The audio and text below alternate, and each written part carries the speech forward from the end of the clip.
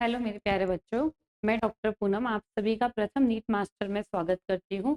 जैसा कि मैंने बच्चों आपको एनसीईआरटी के 12th क्लास के टॉपिक वंशागति का आणविक आधार के बारे में पढ़ने पढ़ा था, जिसमें मैंने आपको समझाया था जीन अभिव्यक्ति का नियमन। क्या पढ़ाया था? जीन अभिव्यक्ति का नियमन के अंदर आने वाला टॉपिक लैक ऑपेरॉन की थ्योरी हमने एनसीईआरटी से हिंदी में डिस्कस की थी। बस आज उसी लेक्चर को मैं आगे प्रोसीड कर रही हूँ कि हम लैक ओपेरॉन के डायग्रामेटिक रिप्रेजेंटेशन से उस थ्योरी को कैसे जोड़ सकते हैं और उस पूरे टॉपिक को कैसे समझ सकते हैं। तो चलिए, जैसे कि मैंने बोला था लैक ओपेरॉन है, ठीक है, जो हमारे पास बैक्टीरिया है जिसका नाम इकोलाई है। इकोलाई के डीएनए पर पॉलीसिस्ट्रॉनिक जीन अरेंजमेंट मिलता है। तो यहाँ जो ग्रुप ऑफ जीन है जैसे कि जेड, वाई और अल्फा, उनसे बनने वाले इंजाइम बैक्टीरिया में लैक्टोज शुगर के उपापचय के लिए रिस्पॉन्सिबल है। ये हमने अब बात समझ ली थी। बस उसी चीज को मैं आगे बढ़ाते हुए आपको डायग्रामेटिक रिप्रेजेंटेशन से उस पूरी थ्योरी को आपको यहाँ समझाने वाली हूँ।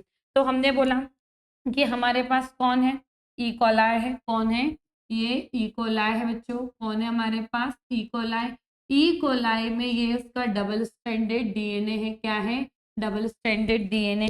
इस डबल स्ट्रैंडेड डीएनए पर ही हमको मिल रहा है लैक ऑपेरॉन। कौन मिल रहा है? लैक ऑपेरॉन, जिसको हम क्या बोलते हैं? लैक प्रचालेक। क्या बोलते हैं? लेक प्रचालेक बोलते हैं। हमने पढ़ा था कि लेख प्रचालक में क्या होता है? प्रमोटर मतलब उन्नायक होता है, एक नियमनकारी जीन होता है और पॉलीसंरचनात्मक जीन मिलते हैं। क्या मिलते हैं? पॉलीसंरचनात्मक जीन मिलते हैं, जिसमें लैक वर्ड किसको रिप्रेजेंट करता है? लैक शब्द दर्शाता है लैक्टोज के लिए। किसके लिए है? लैक्टोज के लिए। और प्रचालक मतलब जिसका हमें क्या करवाना है? उपापचय कराना है। उस लैक्टोज के उपापचय के लिए जितने भी जीन रिस्पॉन्सिबल होंगे वो किस प्रचालक में उपस्थित होने वाले हैं? लैक प्रचालक में उपस्थित होने वाले हैं। तो हमारे पास दो कंडीशन है। एक कैसी कंडीशन है? जब हम इकोलाई को जिस मीडियम या जिस संवर्धन माध्यम में ग्रोथ करा रहे हैं, जब वहां पर कौन अनुपस्थित है? लैक्टोज अनुपस्थित है, तब उस समय लैक्टोज का मेटाबॉलिज्म मतलब उपापचय किसमें? इकोलाई में नहीं हो रहा है। तब ये ये जेड जीन, वाई जीन और अल्फा जीन की अभिव्यक्ति की हमको जरूरत नहीं है, क्योंकि अभिव्यक्ति कराने के लिए वापस से ऊर्जा खर्च करनी पड़ेगी, क्योंकि अपने आप में ट्रांसक्रिप्शन ट्रांसलेशन दोनों ही प्रोसेस कैसी है? ऊर्जा खर्च करने वाली है। क्या खर्च करने वाली? ऊर्जा खर्च करने वाली है। तो जब लैक्टोज उपस्थिति नहीं है तो वो इकोलाई इसके उपापचय में लगने वाले एंजाइम का सिंथेसिस मतलब संश्लेषण करा के करेगा क्या? तो ऐसा क्या काम होगा कि उसके अंदर, किसके अंदर? इकोलाई के अंदर इस जीन की अभिव्यक्ति को हम रोक सकें, या कैसे रोकेंगे? तो उसी कॉन्सेप्ट को आज अपन क्लियर करते हैं।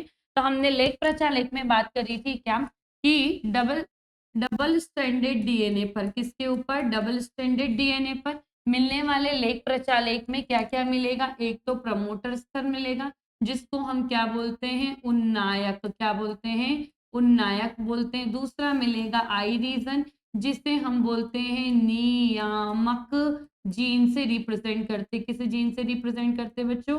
नियामक जीन से रिप्रेजेंट करते हैं। फिर हमको मिलेगा ऑपरेटर रीजन, जिसको हम बोलते हैं प्रचालक। क्या बोलते हैं? प्रचालक बोलते हैं। प्रचालक किसका है? इस लेख प्रचालक का प्रचालक स्थल है। फिर हमको मिलता है कौन? Jets Z cistron. कौन मिलता है बच्चों? जेड सिस्ट्रॉन मिलता है, जिससे किसका निर्माण होगा? बीटा गैलेक्टोसाइडेज एंजाइम का। किसका? बीटा गैलेक्टोसाइडेज एंजाइम की सिंथेसिस होगी। मतलब जब जेड जीन अपने आप को अभिव्यक्त कराएगा तो हमको उत्पाद के रूप में क्या मिलने वाला है? बीटा गैलेक्टोसाइडेज मिलने वाला है। ऐसे ही हमारे पास है कौन? Y cistron. इससे मिलेगा उत्पाद के तौर पर परमिएज एंजाइम। कौन मिलेगा? परमिएज एंजाइम। और अल्फा सिस्ट्रॉन से हमको उत्पाद के रूप में मिलने वाला है कौन? Transacetylase. कौन मिलने वाला है? ट्रांस एसिटाइलेज एंजाइम मिलने वाला। कौन मिलने वाला है? ट्रांस एसिटाइलेज एंजाइम मिलने वाला। चलिए तो अब देखते हैं इन सब की इस लैक ऑपेरॉन में क्या भूमिका है। क्या भूमिका, इस बात को हम समझ लेते हैं। किसके अंदर? लैक ऑपेरॉन में इनकी भूमिका को समझ लेते हैं। ठीक है, तो ये मैं यहाँ लिख देती हूँ कि हमारे पास जो है वो किसके बारे में हम बात करने वाले हैं, लेख प्रचालक के बारे में बात करने वाले हैं। तो चलिए मैं बोलती हूँ क्या कि ये इकोलाई की क्या है, सेल मेम्ब्रेन मतलब कोशिका झिल्ली है। क्या है ये, इकोलाई की है कोशिका झिल्ली। क्या है ये, कोशिका झिल्ली है। और इसके अंदर भरा है कौन, कोशिका द्रव्य। कौन भरा हुआ है बच्चों, कोशिका द्रव्य भरा हुआ है। ये है कोशिका द्रव्य। ठीक है, हमने पूरा बैक्टीरिया नहीं बनाया, हमने सिर्फ बाउंड्रीज मार्क कर लिए। क्या है ये, कोशिका झिल्ली, उसके अंदर क्या भरा हुआ है, कोशिका द्रव्य भरा है। उस कोशिका द्रव्य के अंदर इकोलाई का डीएनए है। अच्छा, अब डीएनए पर हम इसके रीजन को मार्क कर लेते हैं कि कौन कौन से रीजन हमारे पास अवेलेबल है। चलिए तो देख लेते हैं। पहले मैं आपको इस सेक्शन को रिमूव करके यहीं पर हम बना लेते हैं डीएनए का लेक ओपेरॉन जो इकोलाई में मिल रहा है। चलिए तो हम बना लेते हैं। क्या है हमारे पास है, कौन, डीएनए। चलो देख लेते हैं, ये हम बना लेते हैं ये डीएनए। ठीक, ये डीएनए का दूसरा रीजन। ठीक, जिसपे हमको मिलेंगे पॉलीसिस्ट्रॉनिक जीन। तो पहले रीजन पे प्रमोटर, फिर मिलेगा आई जीन, फिर मिलेगा कौन, प्रमोटर, फिर मिलेगा हमको प्रचालक, और यहाँ मिलेंगे हमको जेड वाई सिस्ट्रॉन। कौन मिलेंगे, जेड वाई और अल्फा सिस्ट्रॉन मिलेंगे। ठीक है, तो ये हमने डीएनए का सेगमेंट ड्रॉ कर लिया है। चलिए अब हम लिख देते हैं इसमें क्या क्या मिलने वाला है हमको। यहाँ मिलेगा प्रमोटर रीजन। कौन कौन मिलेगा हमको, यहाँ प्रमोटर रीजन मिलेगा। देख लेते हैं प्रमोटर रीजन कैसा है। ठीक है, ये है क्या, प्रमोटर रीजन। फिर हमको मिलेगा क्या, आई जीन। फिर हमको मिलने वाला है प्रमोटर रीजन। फिर हमको इस भाग में मिलेगा कौन, ऑपरेटर रीजन। ये हम बना लेते हैं ऑपरेटर रीजन। आगे हमको मिलने वाले हैं डिफरेंट काइंड ऑफ जीन्स। कौन कौन से, जिनकी हम बात कर लेते हैं। पहला मिलेगा जेड सिस्ट्रॉन। कौन मिलेगा हमको, जेड सिस्ट्रॉन मिलेगा। फिर मिलेगा वाई सिस्ट्रॉन, फिर हमको मिलेगा अल्फा सिस्ट्रॉन मिलेगा। ये हमने लैकोपेरन ड्रॉ किया है। किसके अंदर ड्रॉ किया है, इकोलाई बैक्टीरिया के अंदर, जीवाणु के अंदर। किसके लिए, कौन सी कंडीशन में, ऑफ मोड कंडीशन में। क्यों, क्योंकि जब जीन अपने आप की अभिव्यक्ति नहीं करा रहा, यही बात समझना है कि जीन अपने आप की अभिव्यक्ति क्यों नहीं करा पा रहा है। ठीक है, तो हमने बोल दिया ये कौन सा मोड है बच्चों, ऑफ मोड का डायग्राम है। कौन सा मोड है ये, ऑफ मोड का डायग्राम है। चलिए आगे हम बोलते हैं क्या है, देख लेते हैं हम बोलते हैं इस रीजन पे, किस रीजन में, बैक्टीरिया के कोशिका द्रव्य में उपस्थित है कौन, आरएनए पॉलीमरेज एंजाइम। कौन है, आरएनए पॉलीमरेज एंजाइम प्रेजेंट है। आरएनए पॉलीमरेज एंजाइम क्या है, उपस्थित है। ये आरएनए पॉलीमरेज एंजाइम आकर प्रमोटर रीजन से बाइंड करेगा और इस ओपेरॉन का अनुलेखन स्टार्ट करा देगा। क्या करा देगा, अनुलेखन स्टार्ट करा देगा। क्योंकि हमको पता है ट्रांसक्रिप्शन के लिए हम किसको देखते हैं, डीएनए का सेगमेंट पर या डीएनए पर हमको नायक लगता है, और कौन लगते हैं, संरचनात्मक जीन लगते हैं, और समापक स्थल लगता है। तो लैक ओपेरॉन में उन्नायक स्थल पी से रिप्रेजेंट किया गया है, और यही प्रारंभिक स्थल होगा जहां से आरएनए पॉलीमरेज एंजाइम बंध कर क्या कराएगा, अनुलेखन की अभिक्रिया को प्रारंभ करेगा। ठीक है, तो हमने बोला आरएनए पॉलीमरेज जुड़ रहा है, कहाँ जुड़ रहा है, उन्नायक स्थल पर, और रास्ते में कौन मिल गया, आई जीन। कौन मिल गया, आई जीन। जैसे ही आई जीन से ये गुजरेगा तो हमें ये आई जीन में उपस्थित इंफॉर्मेशन का वो क्या कर देगा, अनुलेखन करा देगा। क्या करा देगा, अनुलेखन करा देगा। मतलब यहाँ पर क्या हुआ है, अनुलेखन किसका हुआ है, नियामक जीन का। और इससे हमें मिला है क्या, दमनकारी एमआरएनए। क्या मिला है बच्चों, दमनकारी एमआरएनए। चलिए इस दमनकारी एमआरएनए का हो जाता है क्या, स्थानांतरण। क्या हो जाता है, स्थानांतरण हो जाता है, जिससे हमारे पास बनकर आता है कौन, बनकर आएगा हमारे पास दमनकारी प्रोटीन। कौन बनकर आएगा, दमनकारी प्रोटीन का निर्माण हो जाएगा। ठीक है, ये दमनकारी प्रोटीन की, क्या बोल रही हूं मैं, इस दमनकारी प्रोटीन की होती है क्या? आकर्षण क्षमता। क्या होती है? आकर्षण क्षमता। किसके लिए होती है? दो चीजों के लिए। या तो ये आकर्षित होता है किसकी ओर? प्रचालक की ओर। किसकी ओर आकर्षित होगा? प्रचालक की ओर। या तो ये आकर्षित होगा किससे? एलोलैक्टोज से। किससे होगा? एलोलैक्टोज से। तो मैं बोल सकती हूँ किस दमनकारी प्रोटीन की आकर्षण क्षमता सबसे ज्यादा किसके लिए है? एलोलैक्टोज के लिए। उसके बाद उससे कम किसके लिए? प्रचालक के लिए। मैं बोल सकती हूँ दोनों के लिए, प्रचालक और एलोलैक्टोज। अगर माध्यम में, क्या बोल रही हूँ मैं, अगर माध्यम में या इकोलाई के अंदर कौन नहीं होगा? एलोलैक्टोज। तो ये दमनकारी प्रोटीन, क्या बोला मैंने? दमनकारी प्रोटीन जाकर किससे बन जाएगा? प्रचालक रीजन से। किससे बन जाएगा? प्रचालक रीजन से। तो देख लेते हैं, ये दमनकारी प्रोटीन जाएगा कहाँ पर? प्रचालक रीजन पे। कहाँ पर जाएगा? प्रचालक रीजन पे। और जाके ये प्रचालक से बंध जाएगा। क्या हो जाएगा? बंध जाएगा। तो हम लिख सकते हैं, क्या लिख सकते हैं कि दमनकारी प्रोटीन का, क्या बोला मैंने, दमनकारी प्रोटीन किससे बन गया है? बंध गया है। किससे बंध गया है? लिख सकते हैं प्रचालक क्षेत्र से। किससे बन गया है? प्रचालक क्षेत्र से। जिसके कारण क्या हो जाएगा? RNA polymerase.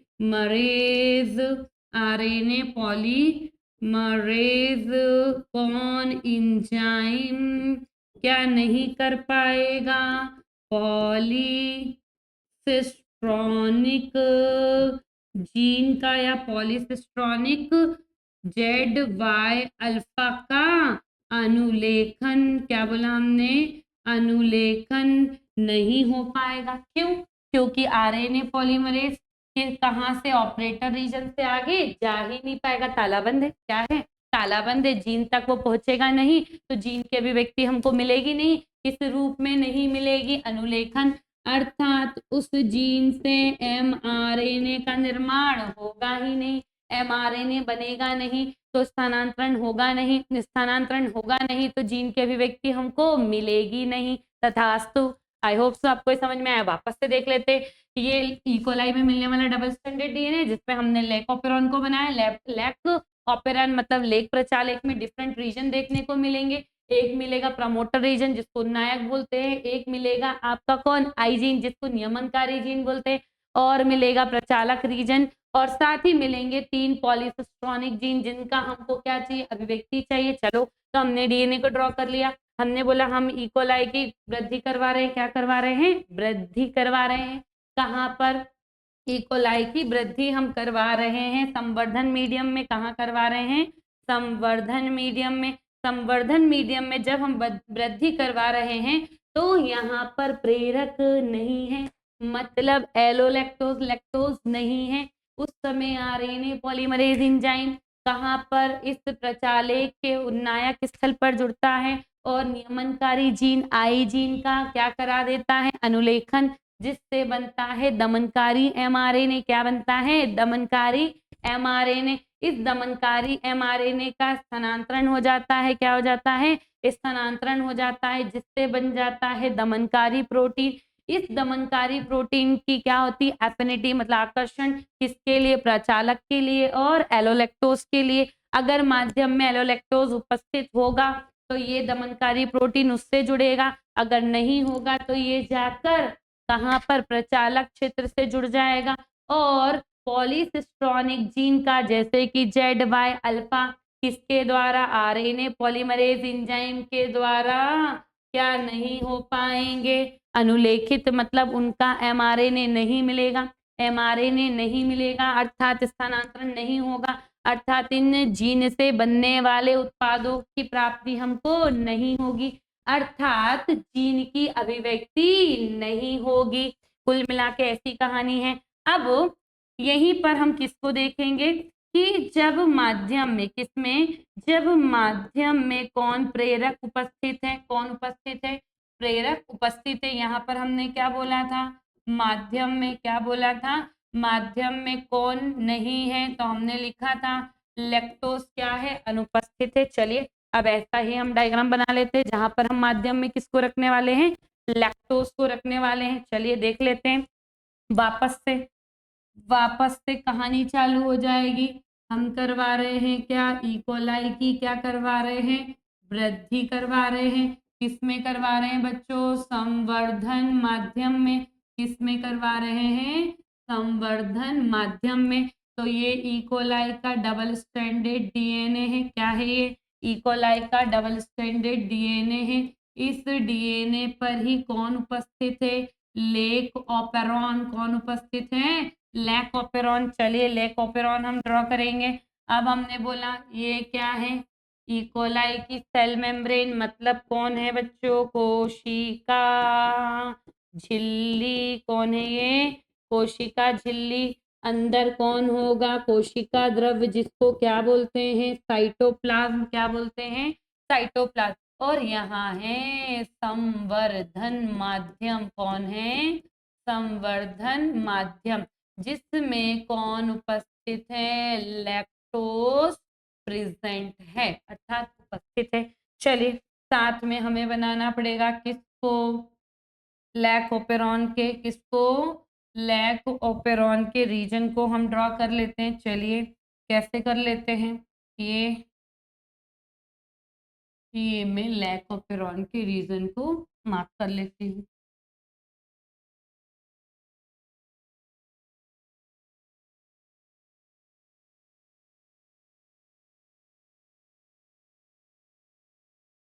लैक ऑपेरॉन के रीजन को हम मार्क कर लेते हैं। चलिए ये आ गया हमारे पास लैक ऑपेरॉन का रीजन, ये हमने ड्रॉ कर लिया। चलिए ये डीएनए है जिस पर हमको लेख प्रचालक मिल रहा है। क्या मिल रहा है, लेख प्रचालक हमको देखने को मिल रहा है। ठीक है, चलिए अब हमें इसमें किसको लिखना है, वापस से लिख लो। हमको लगेगा कौन, प्रमोटर रीजन। कौन लगेगा, प्रमोटर।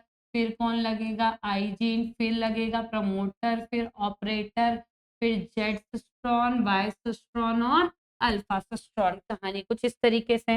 अब क्या हो रहा है, हमने बोला था नियमनकारी जीन का हर स्थिति में चाहे प्रेरक उपस्थित हो या ना हो, नियमनकारी जीन 24/7 किसका, रिप्रेसर मतलब दमनकारी प्रोटीन का निर्माण करता रहेगा। अब करता रहेगा मतलब काम चल रहा है, काम चल रहा है। चलिए तो हमने बोला काम चल रहा है, तो काम में क्या हो रहा है, यहाँ पर आकर कौन, वापस से लिख लो, आरएनए पॉलीमरेज एंजाइम। क्या बोला मैंने, आरएनए पॉलीमरेज एंजाइम आकर कहाँ जुड़ेगा, उन्नायक स्थल पर। कहाँ जुड़ेगा, उन्नायक स्थल पर। और क्या कराएगा, अनुलेखन किसका करवाएगा बच्चों, आई जीन का। किसका करवाएगा, आई जीन का। ये देखिए आई जीन का क्या हुआ, अनुलेखन।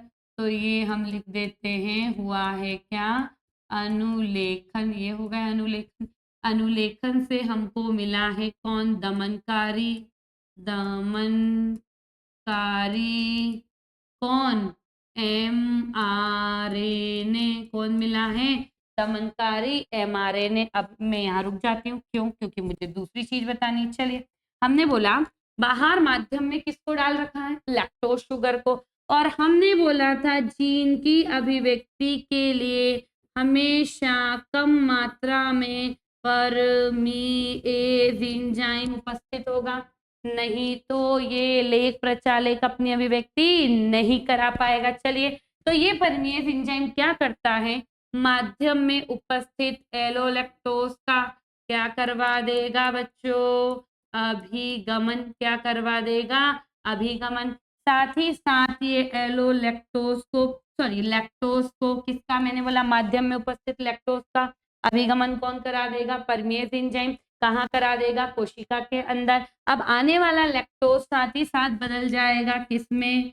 1% और 99% में। तो 1% बनेगा हमारे पास क्या, एलोलैक्टोज। मतलब लैक्टोज का 1% भाग किसमें बदल जाएगा, एलोलैक्टोज में। किसमें बदल जाएगा, एलोलैक्टोज में। और 99% पार्ट किस रूप में रहेगा, लैक्टोज के रूप में रहेगा। चलिए वापस से चलिए, अब हमने बोला दमनकारी प्रोटीन है, कौन है? दमनकारी प्रोटीन है। दमनकारी प्रोटीन कौन सा? ये दमनकारी mRNA जो किससे मिला? अनुलेखन से। किसके अनुलेखन से? आई जीन के अनुलेखन से बनने वाला दमनकारी mRNA का हम क्या करवा देंगे? स्थानांतरण क्या करवा देंगे? स्थानांतरण करवा देंगे, तो जिससे बन जाएगा, कौन बन जाएगा बच्चों? दमनकारी प्रोटीन। कौन बन जाएगा? दमनकारी प्रोटीन का निर्माण हो जाएगा। ये आ गया दमनकारी प्रोटीन। और ये है एलोलैक्टोज। कौन है बच्चों?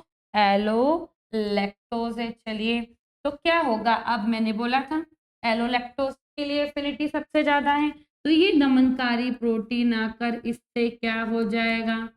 बंध जाएगा। क्या हो जाएगा? बंध जाएगा। ये देखिए, बंध गया, बंध गया। तो क्या अब दमनकारी प्रोटीन प्रचालक रीजन से जाकर जुड़ा? नहीं। इसके कारण अब आरएनए पॉलीमरेज आगे बढ़ते हुए जेड वाई और अल्फा जीन का, किसका? जेड वाई और अल्फा जीन का कौन? आरएनए पॉलीमरेज एंजाइम क्या करवा देगा? अनुलेखन। क्या करवा देगा? अनुलेखन, जिससे हमको मिलेगा कौन? जेड सिस्ट्रॉन का mRNA, वाई सिस्ट्रॉन का mRNA। क्या मिल रहा है? ये mRNA कौन सी प्रक्रिया से? अनुलेखन की प्रक्रिया से। कौन सी प्रक्रिया से बच्चों? अनुलेखन की प्रक्रिया से। अब इन सभी mRNA से, क्या बोला मैंने? इन सभी mRNA से हम किसका निर्माण करा लेंगे? इनके उत्पाद का। जैसे जेड सिस्ट्रॉन से क्या बन रहा था हमारे पास? क्या बोला मैंने? जेड सिस्ट्रॉन से क्या बन रहा था हमारे पास? Beta galactosidase enzyme. Y cistron से बनेगा परमीएज एंजाइम। क्या बनेगा? Permease enzyme. और यहाँ बनेगा ट्रांस एसिटाइलेज एंजाइम। क्या बनेगा? Transacetylase enzyme. तो यहाँ पर कौन सी क्रिया हुई है? यहाँ पर हुआ है क्या? स्थानांतरण।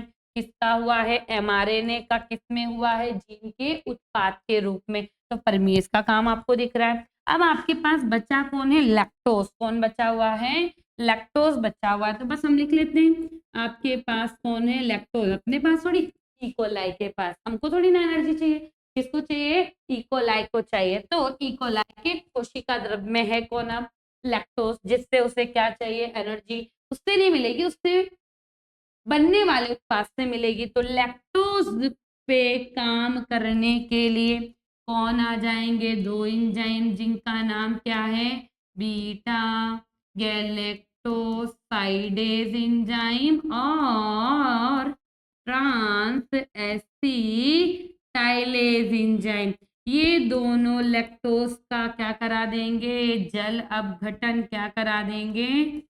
जल विघटन करवा देंगे, जिससे हमारे पास आएगा कौन? ग्लूकोज। वापस से हमारे पास नहीं, किसके पास? इकोलाई को मिल जाएगा ग्लूकोज और गैलेक्टोज। कौन मिल जाएगा? ग्लूकोज और गैलेक्टोज। बस इकोलाई कौन? इकोलाई इसी ग्लूकोज और गैलेक्टोज का क्या करेगी? उपयोग करेगी। क्या करेगी? उपयोग करेगी। किस रूप के लिए? या किस रूप में? ऊर्जा स्रोत के रूप में। अच्छा, तो मतलब यहाँ पर हमको तीनों जीन की अभिव्यक्ति मिल रही है। कौन से? तीनों जीन की अभिव्यक्ति मिल रही है, क्योंकि यहाँ पर संवर्धन माध्यम में कौन? प्रेरक उपस्थित है। कौन उपस्थित है? प्रेरक उपस्थित है। इसलिए दमनकारी प्रोटीन प्रचालक के प्रचालक स्थल से जुड़ नहीं पा रहा है, और इसी कारण आरएनए पॉलीमरेज एंजाइम सक्षम हो जा रहा है इस पूरे लेख प्रचालक का अनुलेखन कराने के लिए। अनुलेखन से बन जाएंगे उत्पाद, और उन उत्पाद से हम किसका? लैक्टोज का क्या करवा देंगे? उपापचय। किसके लिए? इकोलाई के लिए, ताकि इकोलाई ग्लूकोज और गैलेक्टोज का उपयोग ऊर्जा स्रोत के रूप में कर सके। इसी को हम बोलते हैं क्या? ऑन मोड क्या बोलते हैं? ऑन मोड बोलते हैं। चलिए, बिल्कुल मुझे ऐसा लगता है आपको समझ में आया होगा, आई होप सो। अगर नहीं भी आया है तो कोई बात नहीं, दिल पे लोड लेके हाईवे पे नहीं जाना है। आप मुझे कमेंट करेंगे, मैं इसका और सिंपल वर्जन आपके सामने रिप्रेजेंट करूंगी। Thank you so much.